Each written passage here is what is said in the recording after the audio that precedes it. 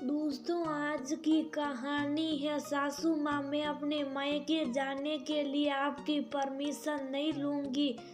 दोस्तों, कहानी शुरू करने से पहले अगर आपने चैनल को सब्सक्राइब नहीं किया हो तो कर लीजिए ताकि आपके पास पहुंच सके हर नया वीडियो। मम्मी जी, अब अपने मायके जाने के लिए भी मुझे आपसे परमिशन लेनी पड़ेगी। माफ कीजिएगा, लेकिन मैं ऐसा नहीं कर सकती। मैंने शादी से पहले ही कहा था कि जब मेरी मर्जी होगी मैं मायके जाऊंगी। तानिया अपनी सास कुमुजी से बोली, बेटा मेरे कहने का मतलब ये नहीं था कि तुम्हें परमिशन लेनी चाहिए। मैं तो सिर्फ ये कहना चाहती हूँ कि अगर तुम्हें मायके जाना है तो अगर मुझे पहले ही बता दो, जिससे अगर घर में कोई परेशानी हो या किसी मेहमान को आना हो तुम अपने जाने का समय थोड़ा आगे पीछे कर लो, जिससे घर में किसी को भी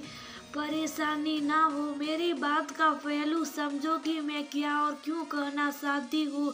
कुमुजी ने अपनी बात रखी। मम्मी जी, क्यों बात का बतखड़ बना रही हो? तानिया को जाना हो तो जाने दो, क्यों टोका टाकी करके टिपिकल सास बन रही हो? कुमुजी के बेटे अयांश ने भी हंसकर कहा, मैं ऐसे ही नहीं कह रही बेटा, आज तुम्हारी मौसी आ रही है। शादी की भीड़ भाड़ में तो ठीक से मिलना होता नहीं, इसलिए अब तानिया बहू से आराम से मिलना चाहती है। कुमुजी ने अपनी परेशानी बताई। उन्हें बहू बेटे के जवाब से बहुत दुख हो रहा था।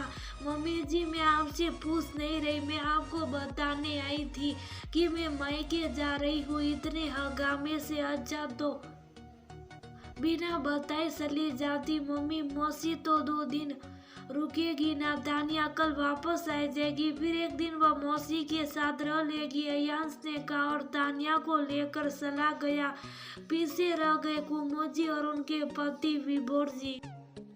अब मैं दीदी को क्या जवाब दूंगी जिससे मिलने का उन्हें इतना शौक चढ़ा था। वहीं पैर पटक कर चली गई। क्यों ज्यादा सोचती हो? दीदी को भी पता है कि आजकल की लड़कियों मॉडर्न होती हैं, उन्हें किसी रिश्ते में बंधने पसंद नहीं होता और शादी के बाद मायके जाने के नाम पर तो बवाल खड़ा कर देती हैं। ये तो आजकल की लड़कियों ने अपनी सोच बना ली है कि अगर सास ससुर कुछ सलाह दे रहे हैं तो इसका मतलब वह उसके साथ टोका टाकी कर रहे हैं। उन्हें करने से अपना ही मन खराब होगा। वक्त उन्हें सब सिखा देगा। दीदी बहुत समझदार है, अब तुम उनके आने की तैयारी करो। कुछ काम मेरे लायक हो तो मुझे बता दो। विभोर जी ने कुमुजी को समझाने की कोशिश की। विभोर जी बिल्कुल सही कह रहे हैं कुमुद, ज्यादा मत सोच कुमुद, बहू का ज्यादा मुंह खुलने से अच्छा है खुद चुप रहो। कुमुजी की बहन आ गई थी और उन्होंने उनकी बात सुन ली थी।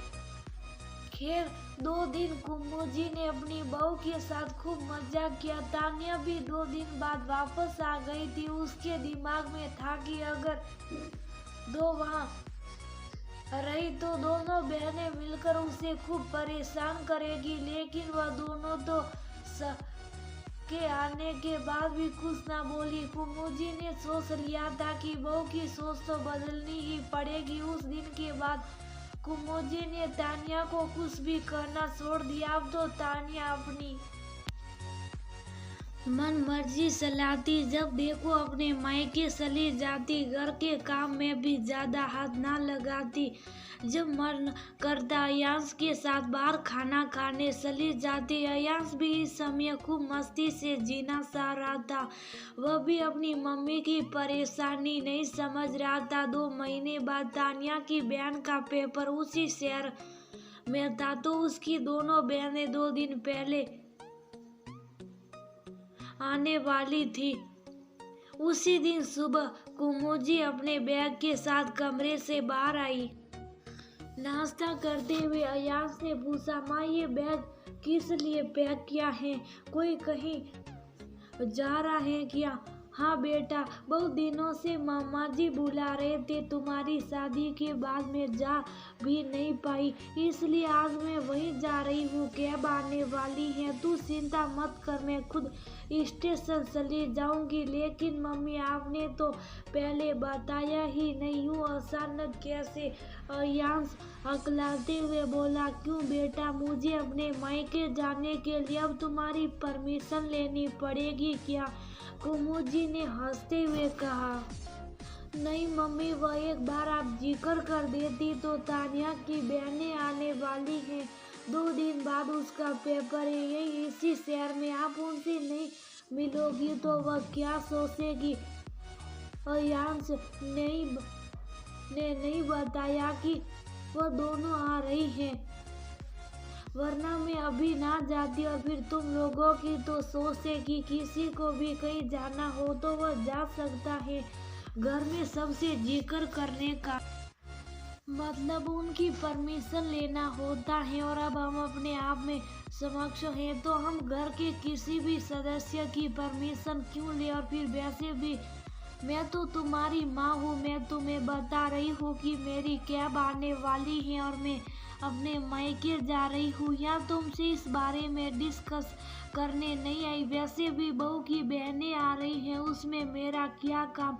तुम लोग बिना रोक टोक आराम से रहो, जो मर्जी बनाओ और खाओ। बाहर घूमना है तो बाहर घूमो, और मेरी और तुम्हारे पापा की भी थोड़ी आउटिंग हो जाएगी।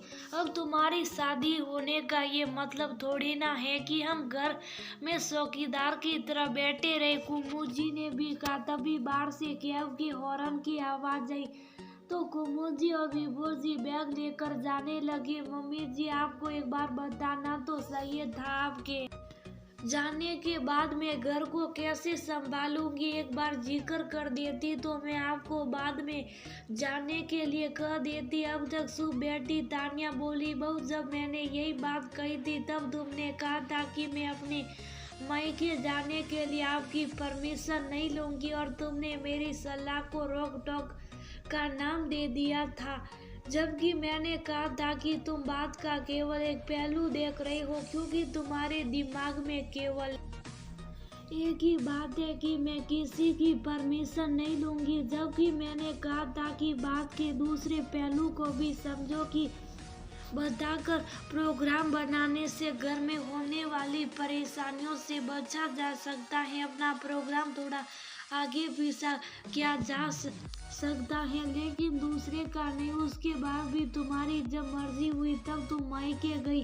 सही मेरी किटी का दिन रहा हो या तुम्हारे पापा की तबीयत खराब हो, तुमने अपनी ईगो बना ली कि जब मुझे जाना है तो जाना है, मुझे किसी से सलाह नहीं लेनी। इसी तरह आज हम दोनों को जाना है। मैं तुम्हारी सास हूँ, कोई चौकीदार नहीं जो मैं तुमसे परमिशन लूंगी। ये घर तुम्हारा भी है, तभी तो तुम अपनी मर्जी से सारे काम करती हो। तो अब घर की जिम्मेदारी भी संभालो। बहू, उस दिन मैं तुम्हें कुछ भी समझ जाती, लेकिन तुम ना समझती। तुमने अपना घर कहकर वहाँ सारे अधिकार तो पहले ही दिन छीन लिए, लेकिन अपनी इस सोच के दूसरे पहलू यानी इस घर की जिम्मेदारी को भूल गई। अब अपना घर संभालो, मैं चली कहकर कुमुदी बाहर निकल गई। जाने का मन तो कुमुदी का भी नहीं था, लेकिन आज नहीं निकली तो कभी बहू को अपनी बात का पहलू नहीं समझा पाएगी, और हमेशा उसकी ईगो का पहलू ही उसके दिमाग में सटा रहेगा। इसलिए भारी कदमों से वह क्या की तरफ बढ़ चली।